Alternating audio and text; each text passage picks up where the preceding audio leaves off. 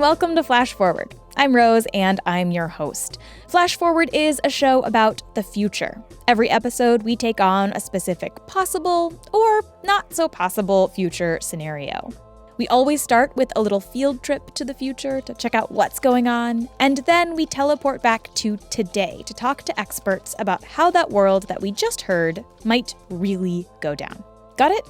Great. Before we go to the future, I want to pull the curtain back a tiny bit on one element of podcasting. So you know how on pretty much every podcast that you listen to, the hosts at some point say something like, please remember to rate, review, and subscribe, or please go to Apple Podcasts and rate and review the show. You might wonder why we all say this. You might wonder why we specifically talk about Apple Podcasts when you might not even use Apple Podcasts. Here's why.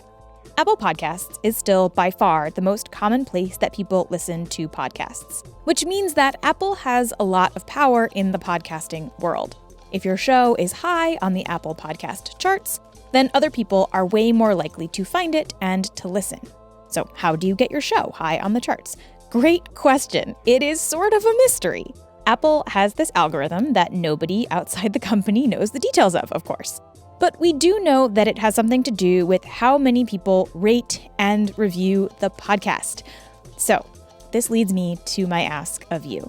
If you like Flash Forward and you want the show to continue on and you want other people to find it and listen to it, one of the very, very best things that you can do to make that happen is go to Apple Podcasts, specifically, and leave a nice review and a 5-star rating. I'll remind you again at the end of the episode, but if you could take a few minutes, seconds even, and review and rate the show on Apple Podcasts today, that would be amazing. I do read all the reviews, even the negative ones, which do hurt my feelings because I am a human being, not a robot, yet. And to sweeten the deal, in the next episode, I will pick a recent review and read it in the credits. So that is my PSA on how podcasts work and why we're always asking you to rate and review. And don't just do this for Flash Forward. Any show that you really love, go review them. It really actually makes a difference. Okay, now let's go to the future, yeah? A quick note that this episode talks about eating disorders, so use that information however is most useful to you. Let's start in the year 2102.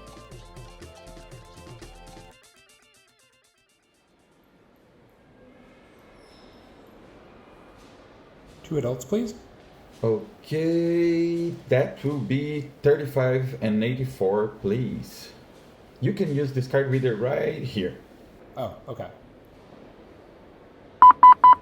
Oh, sorry, you pulled out too early. Can you try it again? Oh yeah, sorry. There we go. Okay, here is your receipt, and here is the map of the museum. Okay, to your right, you'll find a rack with headphones. The whole museum is connected via those headphones, so you want to wear those all times to fully experience the exhibit. I would recommend starting here at the Orange Stories exhibit, which traces the overall history of food from today back about to 1 million years ago, and the first archaeological evidence of cooking with fire. From there, I would recommend going upstairs to the second floor to see our latest exhibit on the state-of-the-art of food sensoriums. Enjoy your visit!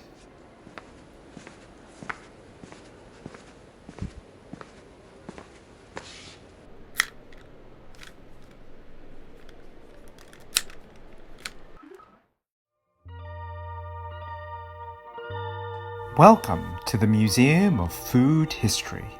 Let's take a trip through time, shall we? To your right, you see a wall of food replacement bottles, starting with today's NutriTabs. As you walk, you'll see the pill bottles be replaced by drink bottles. You might remember these, of course. For about 20 years, these drinks were the dominant food product around the world. Notice the ways that the branding has changed over time. Before beverages, though, food was far more complex and confusing. Here we have a recreation of one of the most popular eating locations on planet Earth for nearly 100 years, called McDonald's. Step inside. I'm going to show you how McDonald's builds a Big Mac sandwich. It starts here with a lightly toasted bun, and then a pure beef hamburger, sizzling hot, a slice of cheddar blend cheese, and some crisp, fresh lettuce. Then, our own secret sauce. If you continue on down the hall, we go further back in time. Before the so-called fast food chains that proliferated in the 20th century, many people cooked using these small magnetized boxes. Microwave cooking units, like those in the NASA Lunar Receiving Laboratory and this test kitchen, are indeed revolutionary. Keep your eye on the chocolate cupcake. It rises faster than you can eat it. For a main course, how about a delicacy like lobster tails? Ready in less than a minute, with no shrinkage or shriveling, since there is no furnace-like blast of heat. This is cooking by microwave, cooking without heat. Before so-called microwaves, the big innovation in kitchens was called an oven. These were larger boxes which heated food up using either gas or wood fires. Most people prepared their food and then put them in these boxes to heat them to a safe temperature. Now, you might be wondering how much time all of this took. It seems inefficient, doesn't it? Not only does it take time to heat the food, but during this period of time, people had to gather up each individual ingredient in their food and combine them in a variety of time-consuming ways. In the 20th century, people spent about 10 hours per week cooking, and that doesn't even include the time it took them to eat. Hours every day spent eating the food they had spent hours preparing. But if you think these heating boxes are inefficient, let's continue even further back in time. Before industrial ovens, people had to gather around communal fires to cook their food. These fires were hot and smoky and very hard to manage. Here is a recreation of what they might have looked like. Imagine standing over this for hours and hours every day. Kids, remember this next time you give your parents a hard time about swallowing your Nutritams. If you continue on down the hallway, to your right, you'll see an even older form of cooking. Step now into this life-sized recreation of the Wonderwork Cave. This is the cave where archaeologists believe the first fire was used for cooking. Step out now into the sunlight on the other side. What a wild ride food has taken over time. It might seem odd to imagine cultures built around preparing and eating food, but that was how humans lived for centuries.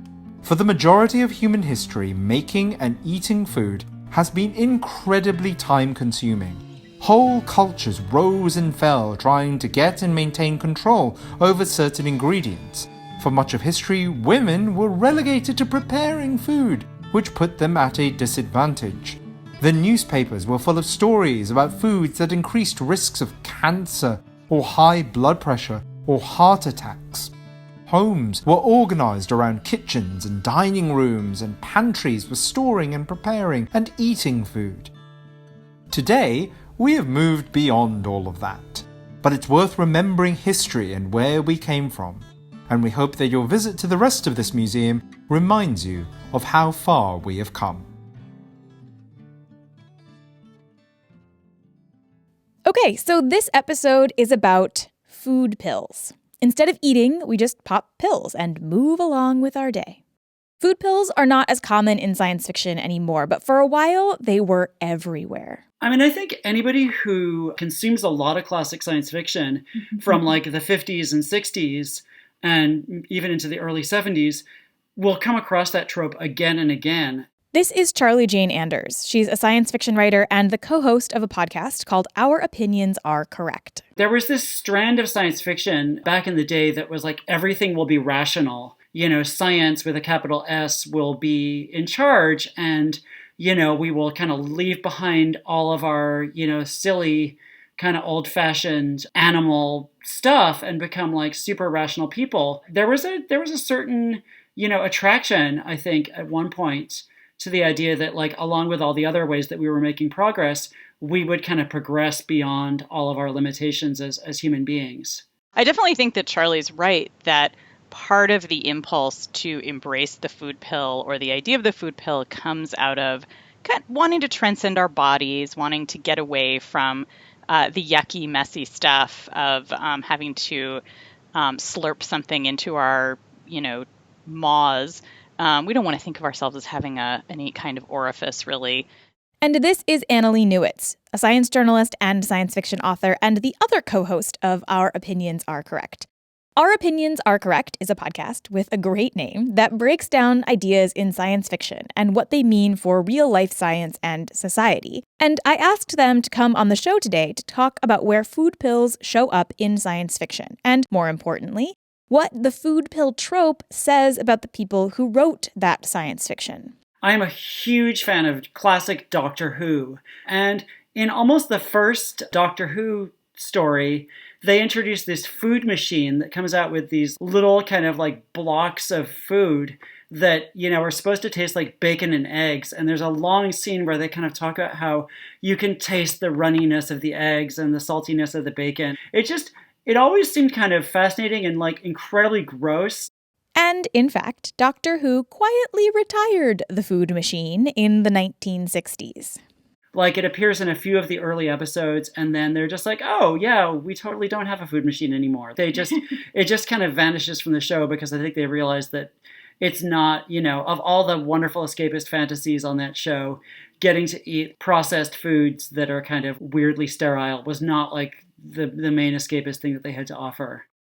So one thing that's really interesting to me about food pills as a trope in science fiction is that you don't see it in non-Western science fiction. In fact, you almost never see this trope show up in science fiction written by anybody who is not a white person. I mean, I think that, to go back to what Charlie was saying about transcending the body, I do think, again, that's a really big white fantasy, particularly in the United States, of kind of that white identity is this non-identity, right? We've transcended our bodies. We're just, we're non-racial, we're non-everything. We're just the perfect kind of uber identity or generic identity. And so when you shed your identity, when you pretend that you don't have an identity, of course you're going to shed food because the way we know our cultures and our ethnicities is often through food. And so when we talk about kind of eliminating food, it's also kind of code for eliminating race. So it's like, oh, we're all in the melting pot eating Soylent. We're going to come back to this idea of race and culture and food pills later in the show. But another thing that food pills offer in science fiction is kind of like a storytelling cheat code.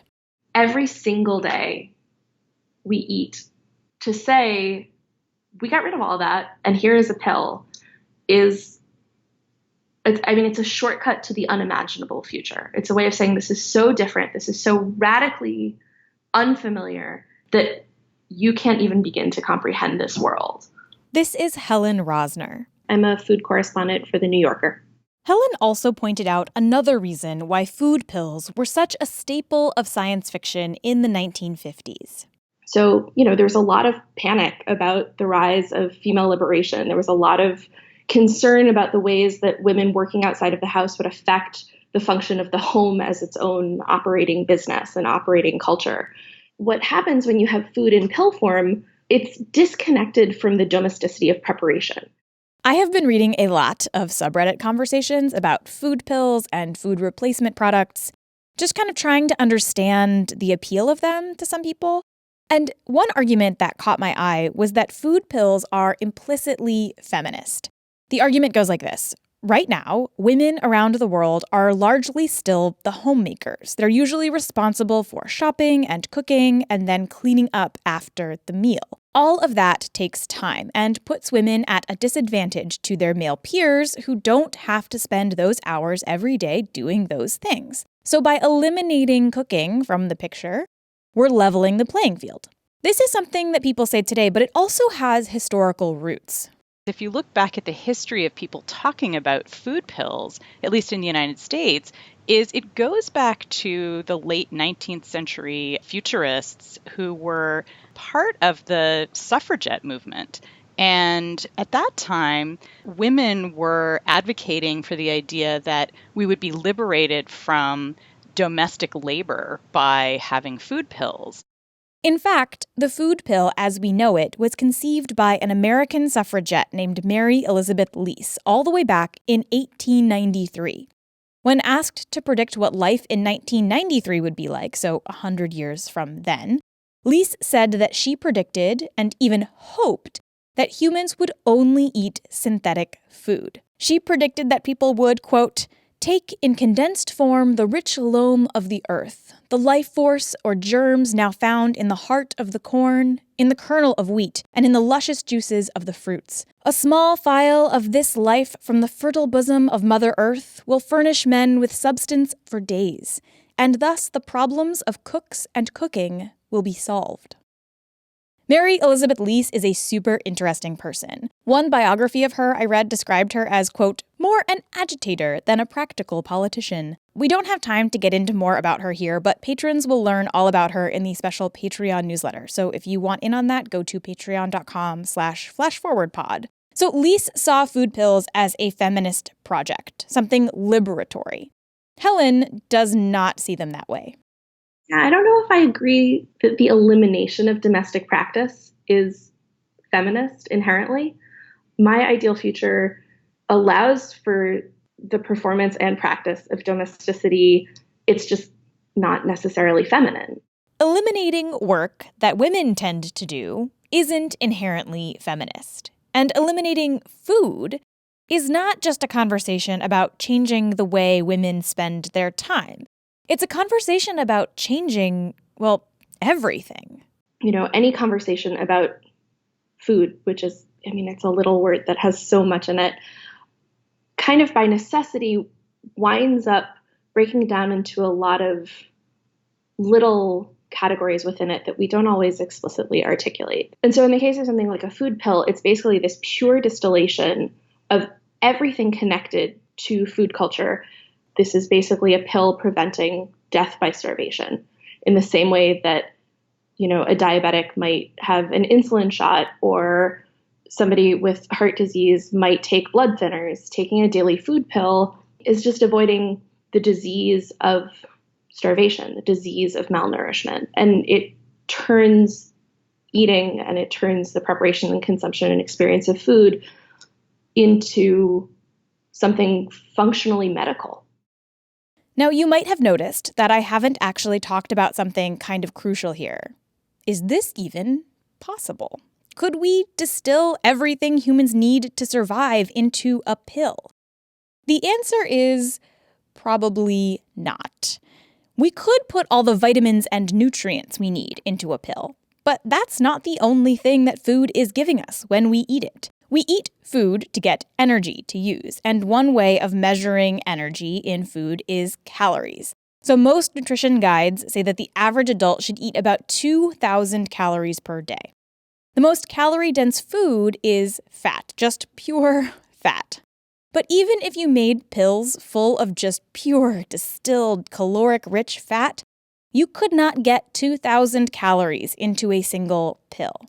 Even super dense nutritional supplements like the emergency bars used to treat severe malnutrition cannot pack that many calories into that small of a space. There's this paste thing called, I swear to God, plumpy nut, which is used for emergency treatments when people are starving, and it contains 500 calories in 92 grams of paste.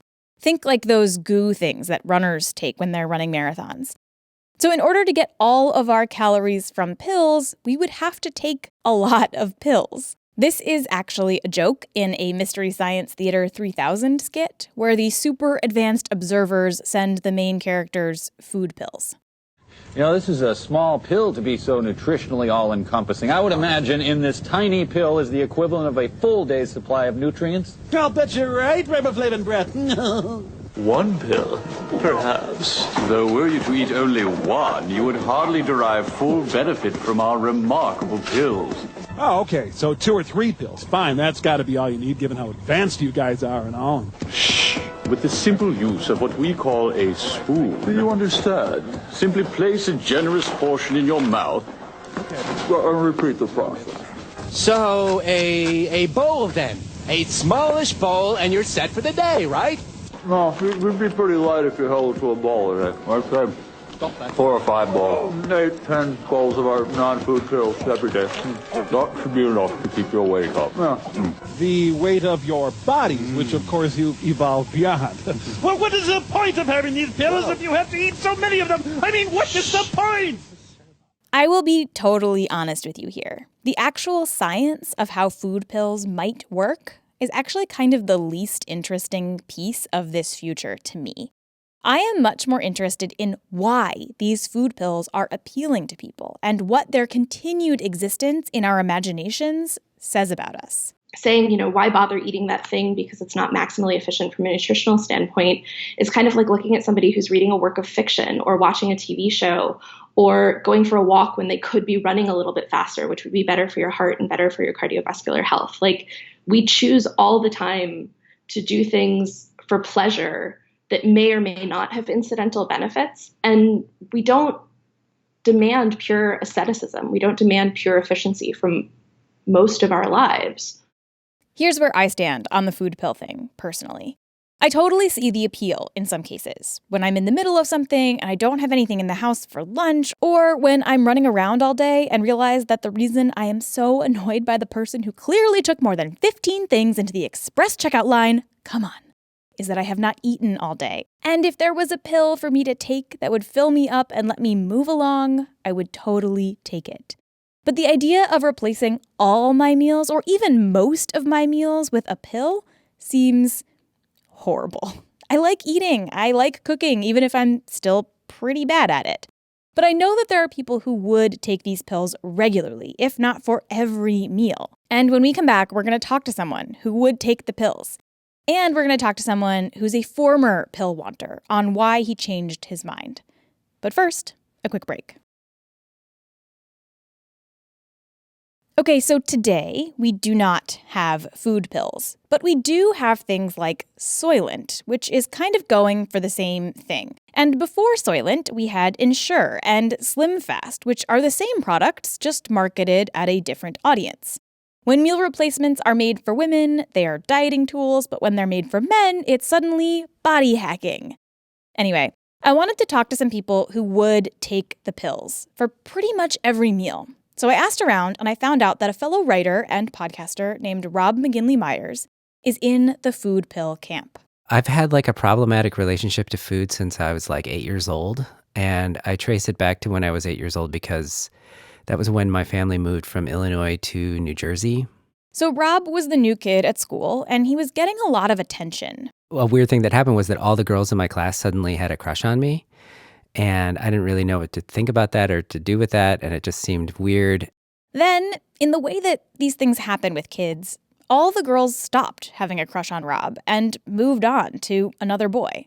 Now, Rob wasn't all that bummed out about that, but what happened next did actually impact him. One of them came up to me and said, the reason nobody has a crush on you anymore is because you got fat. I truly believe that 8-year-olds are some of the cruelest beings on the planet. I also want to point out here that there is tons of research to show that being fat is not a problem, that the so-called obesity epidemic in the United States is more of a cultural phenomenon built to shame people than any kind of medical thing. I've recommended this book before on the show, but there's a book called What's Wrong with Fat by Abigail Segoy that talks about the cultural nonsense that Americans have generated around fatness, and I highly recommend it. But when you're 8, or really at any age, regardless of what the science says, being called fat still feels like an insult. It stings. I remember going home that night and looking at myself in the bathroom and being I am fat. It had never occurred to me to consider anything about my body. It felt like this affliction that had, I had suddenly contracted or something. From then on, Rob remembers feeling really conflicted about the food he was eating. Even foods that were quote-unquote good, Rob couldn't really enjoy them. Every time that I ate delicious food, I would feel guilty after I ate it. No matter how much I enjoyed it while I was eating it, I would feel guilty later. After college, Rob worked a handful of jobs and wound up in one that was really, really awful, which meant that he was more stressed, ate more, and felt less healthy. So when he quit that job, he decided that he wanted to change the way he thought about food. This was like 2009, so the iPhone had just come out, and there were all these apps. And one of the apps that I found was one of these kind of food tracking apps. And I combined that with jogging and suddenly realized that I could turn my eating into sort of like a math problem, like that my whole life eating was this sort of mysterious thing that like I would kind of fall down the rabbit hole and eat too much and not really know how much I'd eaten. And suddenly with this app, I could make it all very precise. And somehow having that control, like seeing the data in front of me, like allowed me to control what I was eating in a way that I never had before. To this day, for Rob, food is best handled as an efficiency question, a math problem, some kind of game. I think I'd grown to enjoy tracking my food almost the way that some people enjoy playing video games like Farmville, where it's like part of the fun of it is like, oh, now I've eaten this thing and I wonder how many calories that was, and, plug that into the app. And it's like I'm doing Farmville on myself. And if he could replace even this calorie counting metric thing with pills, he would. I remember having a conversation with somebody about the way they would eat on the Jetsons. And that was my image of, pills instead of food was the Jetsons. And I remember saying like, oh my God, that would be so much better than having to eat. And people that I was sitting with were horrified by the idea of, having pills instead of food. So when Soylent came out, which is this meal replacement drink marketed mostly to tech guys, Rob tried it. I feel like I heard somebody describe it once as aggressively bland, and that seemed accurate to me, but it also kind of reminded me of, there's a scene in the movie The Fly with Jeff Goldblum where he puts a steak through this teleportation device, and when he eats the steak on the other side, he's like, it tastes sort of like steak, but there's something wrong with it. And I felt like Soylent tasted sort of like pancake batter, but like without a soul or something. Suffice to say, he did not wind up replacing all his meals with Soylent, but he is still committed to this dream of food pills. I mean, my wife laughs at me when I've talked about this with her. She thinks I'm crazy to think that food pills would ever be a good idea. So Rob does not have an eating disorder, but he did raise this question to me of disordered eating. People who don't have a healthy or safe relationship with food. Because the thing that's so problematic about food is that if you have an unhealthy relationship to it, you don't have a choice about whether or not to eat it. Like, you have to. You don't have a choice, It's not like alcohol. You can't give it up. And this made me wonder if maybe food pills could be useful in the context of eating disorders. If somebody has anorexia or bulimia or something like that, could food pills help them handle their stresses around food? To find out, I called Katie Gordon, an associate professor of psychology at North Dakota State University. And my research and clinical work and training has focused on eating disorders and suicidal behavior. Katie says that in her opinion, avoiding food altogether is not a great solution to eating disorders.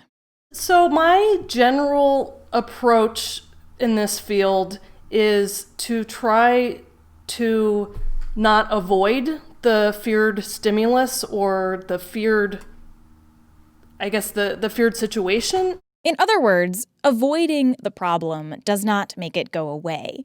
And food pills might actually make eating disorders worse. It would be easy to not take a pill. If you're sitting down for a meal, it's a little easier to watch someone and see if they're actually eating and kind of see how things are going. Most of the time, people with eating disorders get treatment because loved ones notice that their eating habits are changing. If you notice someone is restricting their dieting or over-exercising, you could intervene before it even gets to the point where it's an eating disorder. But if everybody was taking pills instead of eating, there would be way less places to notice that somebody was acting strangely around food. If you're depending on waiting to see changes like significant weight loss, then that could really impede the recovery process. And the later you detect something like an eating disorder, the harder it is to successfully treat. The data suggest that earlier intervention tends to have better outcomes with eating disorders, so that would be a concern for me, that the delay in detection could actually harm the prognosis for them getting better. Plus, for people with bulimia, a pill might actually be easier to puke up. If they induced vomiting, they could effectively remove the nutrition from their body, whereas when people are eating regular food, their body usually at least absorbs some of the calories before that happens. But Katie says that there are some cases in which a food pill might be helpful for people in recovery for eating disorders. One of the really crucial things that has to happen in recovery is changing the way people think about food. But it's really hard to change the way someone is thinking when their body is in starvation mode. When people are in a starvation state, it's very hard to work with those thoughts because of the level of thinking can be really unclear. Literally, your brain is not functioning properly because it is not getting enough energy. In that case, often the first step is trying to restore the person's weight before even getting to some of the thoughts. So in this case, food pills might be useful to get people away from the brink of starvation so that they can think more clearly. And food pills might actually be better for this in some cases than food itself. When people are recovering from anorexia, for example, when they first start eating, sometimes they can experience discomfort with stomach distension, and that can be really distressing. Food pills could potentially prevent that stomach distension and make the recovery process more comfortable for people. But there's one type of disordered eating that might not exist in a world of food pills, and that's binge eating. And when people do that, they often will say different things. Sometimes it's that they haven't eaten in a long time because they're trying to diet and lose weight, and then they just get really hungry.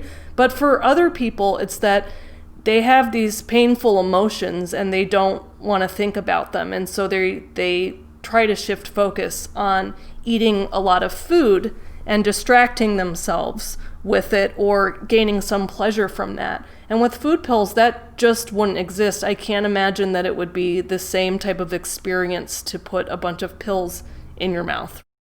Who among us has not eaten our feelings away, right? After a bad breakup or a long, stressful drive in traffic, or a frustrating day at work where your boss stole your ideas and gave them to some dude who has literally never done anything ever, just hypothetically. Who has not come home to eat an entire carton of ice cream, or a box of chicken nuggets, or a bag of candy corn, or whatever your comfort food of choice might be? In this future where it's all pills, that kind of doesn't exist. Chances are they'd find another way to cope, and it might not be adaptive. That's scientist speak for we might wind up replacing food with bad stuff. Maybe we all start drinking more alcohol, or doing more drugs, or wrapping ourselves in weighted blankets and never leaving the house. Who knows? So Rob would go for the food pills to this day, with some minor exceptions. But there's another person I talked to who would have at one point taken the pills, almost always like Rob. But then something changed his mind. I mercilessly make fun of Soylent, as I believe you should. But I think that I do it because there's a part of me that's like buried now, deep down, that's like, yeah, actually, that's kind of a good idea, huh? This is Mike Rugnetta. He makes a podcast called Reasonably Sound. He's been on the show before, you might remember, back when we did an episode about AI-generated religious texts. And for a long time, Mike didn't care about food at all. I really found food to be a chore. It was just like a thing I had to check off of a list. And, I wasn't really interested in it. I wasn't really concerned with flavors or ambiance or like going to nice restaurants. Like I just wanted to get it done and like have to put it in like the worst terms possible, have the fuel or the resources to like get done what I had to do. As a kid, Mike ate whatever his parents made. In college, he ate a lot of cereal and basically whatever the dining hall was serving. He just didn't think about it. And it annoyed him that he even had to go find himself some food at all. Then Mike moved to New York City. After moving to New York, I figured out that you could get a sandwich on every street corner. It was like New York City specifically had solved my problem with food by offering the perfect solution, an infinitely repeatable sandwich, no matter where I was. Did you always order the same sandwich? Always ordered the same sandwich. What sandwich? Peppered turkey with provolone cheese, with lettuce, onions, mustard, no tomato, no mayo. How many bodegas like knew your order? They were like, that's Mike. I'll make this sandwich. Throughout my course of eating this sandwich thousands of times, I would say probably 5. Wow. Like, not all at once. Like, because I would, in New York, you move a lot and you move in different neighborhoods. But yeah, for the 12 or 15 years or whatever that I've lived in New York, it's been 5 bodegas that would know what I would order when I walked into the door. Let me just repeat that Mike thinks he has eaten this exact sandwich thousands of times. Like you have drinks with friends and you're like, okay, what's your real life superpower? And someone's like, I'm always really on time. Mine was always, I could eat the same thing over and over and over again and be fine. He could eat one today. He's still not sick of it. He says he had one about 6 months ago. The food itself is not a comfort. It's a ready solution to a problem. And that's what I find comfortable. That you don't have to think about it. I don't have to think about it. And I know exactly what I'm going to get. I can walk into any bodega and I know I'm going to get that. So Mike would have absolutely taken the pills. But then something changed. My attitude changed when I met my wife and, had to have a life with another person. And I can't just turn to her and be like, well, gonna go get another bodega sandwich. And that's my meal. You figure out what you're going to do. I hope you like this one sandwich. Or like, I hope you like that I like this one sandwich, and I hope you feel okay doing whatever it is you want to do. I don't know. Who cares? I'm not going to say that to the woman who is now my wife. When you and Molly started dating, were there ever moments where you were like slightly embarrassed by the way you think about food? Did you have conversations, or were there moments when you were like, oh wait, I can't let her know that I do this sandwich thing, or what stuff like that? You'll have to ask. I can get Molly's here. I could get her on the microphone and ask her whether or not there were any very embarrassing things that I did. Did you hear me? I get to talk about how weird Mike's food. Yeah. Okay, hold on. I'm putting headphones on Molly. Here, you have to just talk into that. How are you, Rose? Hi, I'm good. How are you? I'm good. What's going on? So Rose was wondering whether or not there were moments where my food habits were weird or should have been embarrassing for me, and maybe I didn't realize it when we first started dating. I think I'd never seen anyone eat combos until Mike bought them on a road trip. I refer to them as human dog treats. Yeah, and I find it. Oh my God, that's exactly what they are. They never go bad. It's so strange.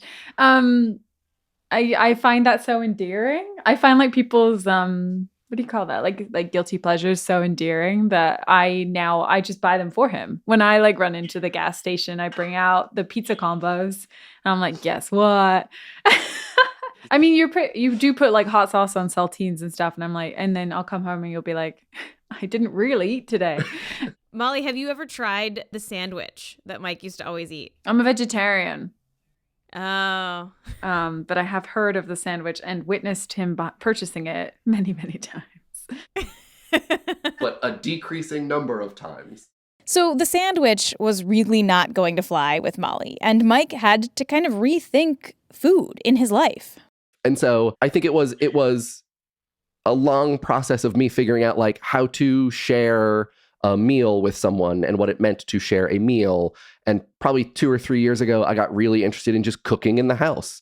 And so now I actually make dinner most nights. Food is not just about nourishment.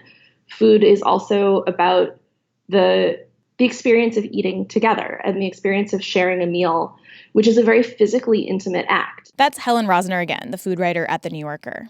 Outside of sex, eating with someone is usually the most physically intimate thing that we do with other parties. It becomes an intimate moment, not just because we are two people with different sensory experiences of the world who are simultaneously experiencing a common sensory input, but also because it's a shared moment of vulnerability.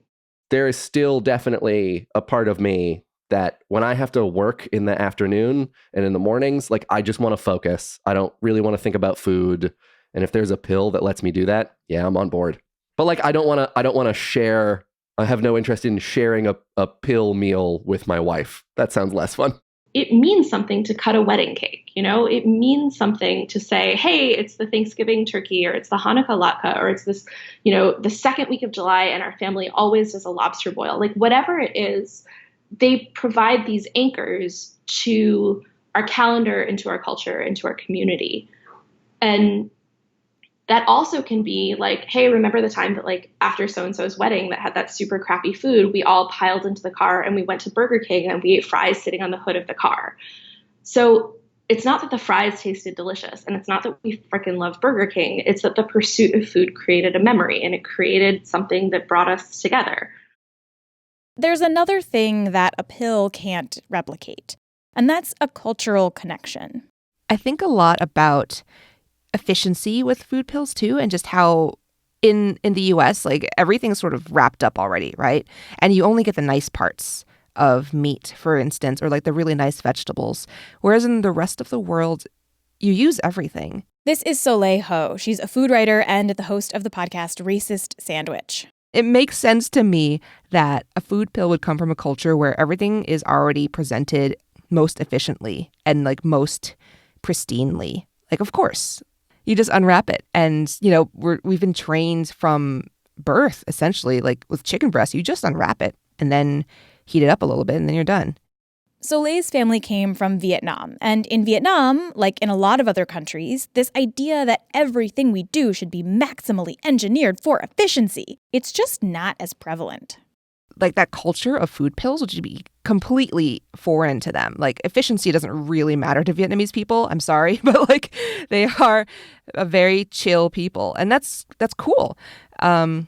It just would be so incongruous with their culture and just their sense of like what is valuable and what matters, because time is not money there. The rationale for a food pill just wouldn't exist.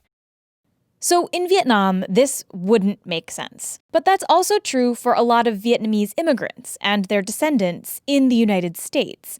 Because for many families, food is a key link between generations.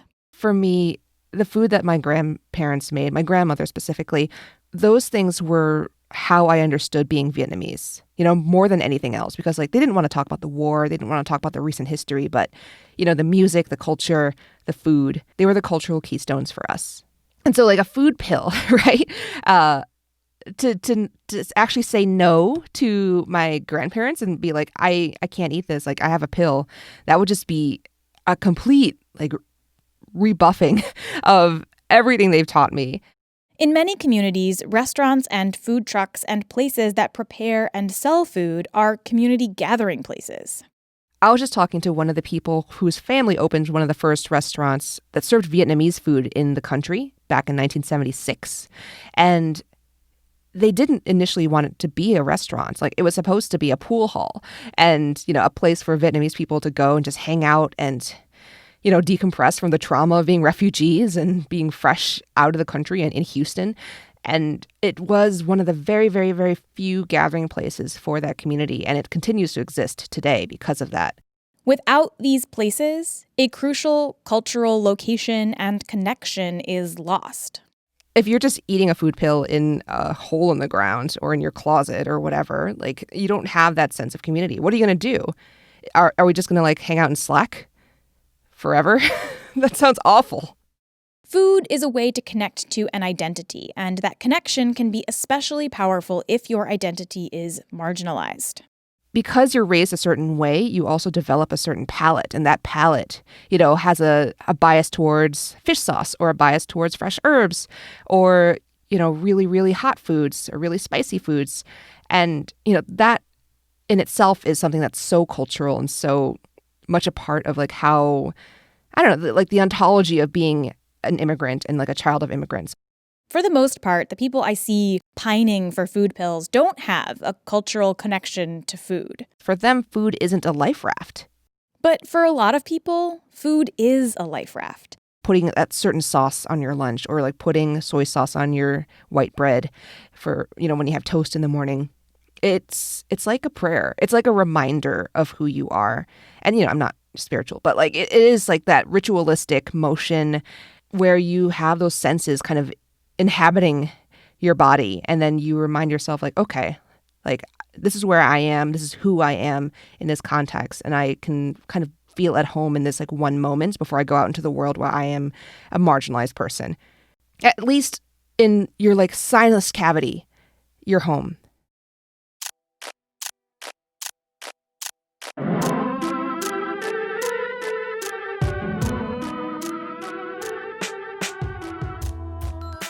That's all for this episode of Flash Forward. This episode is already long because I wanted it to fit so many smart people in it, but we also didn't get to talk about so much stuff. So if you want to learn more about anything mentioned in the episode or any of the guests that you heard, go to flashforwardpod.com for more links. And if you want even more, you can become a patron and get the special patron-only newsletter, which this week will include a section about Mary Elizabeth Lease, as well as a section about how eating insects relates to food pills. So go to patreon.com/flashforwardpod to sign up for that. It's just $2 an episode. Also, you might have noticed that a lot of people on today's episode have podcasts themselves. And 3 of those podcasts are also on Patreon. Check out Our Opinions Are Correct with Charlie Jane Anders and Annalie Newitz, Reasonably Sound with Mike Rugnetta, and Racist Sandwich with Soleil Ho, all on Patreon. I will put links to all of those things in the blog post that goes along with this episode. And please remember to go rate and review the show on Apple Podcasts. I know it seems kind of silly, especially if you don't even listen on Apple Podcasts, but I promise it really, really helps the show, and it's free. Flash Forward is produced by me, Rose Eveleth. The intro music is by Asura, and the outro music is by Hustalonia. The voices from the intro this week were provided by Tony Garcia, Fernando Galdino, and Ed Yong. If you want the opportunity to do a voice from the future on the show, that is one of the rewards on Patreon. Go to patreon.com/flashforwardpod to find out more. The episode art is, as always, by Matt Lubchansky, who is going to come on the show in a few weeks, and I am so excited for you to hear from them. Stay tuned for that. If you want to suggest a future we should take on, send me a note on Twitter, Facebook, or by email at info@flashforwardpod.com. I love hearing your ideas. And if you think you've spotted one of the little references that I've hidden in the episode, email me there too. If you are right, I will send you something cool. And if you want to support the show, there are a few ways you can do that. Head to flashforwardpod.com/support for more about how to give. And remember, again, I know I've said this 900 times now, rate, review, and subscribe on Apple Podcasts. Or just tell your friends about the show. That really does help too. That's all for this future. Come back next time and we'll travel to a new one.